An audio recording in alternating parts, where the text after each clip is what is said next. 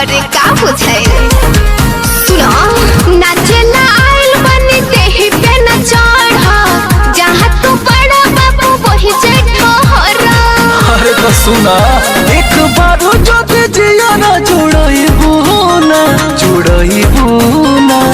बबुआ के घुस कके जइबुना फिर बलिया के गलिया में पड़बुना बबुआ के घुस कके जइबुना फिर बलिया के गलिया में पड़बुना।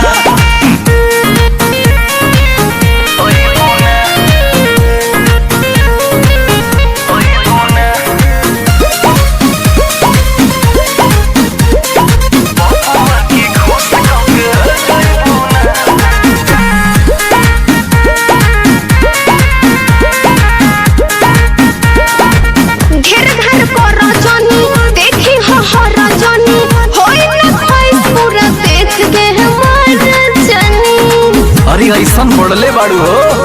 पूरा कदा एक बार डिमांड हो लोकल हटे न हटे ब्रांड हो मजा पैबो जवन को भुलइबुना बबुआ के खुश कके जइबुना फिर गोपालगंज के गलिया में हरबुना बबुआ के खुश कके जइबुना फिर गोपालगंज के गलिया में हरबुना बलिया के गलिया में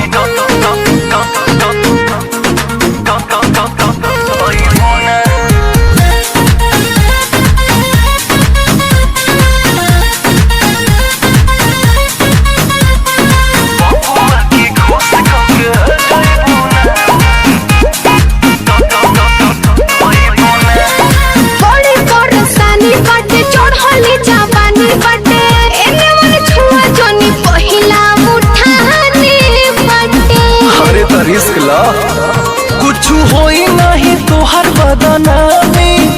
जुगनू सदम के काटे दो न जानी यार शुभम के जैसे तू पैबुना बबुआ के खुश कके जइबुना फिर बलिया के गलिया में हरबुना।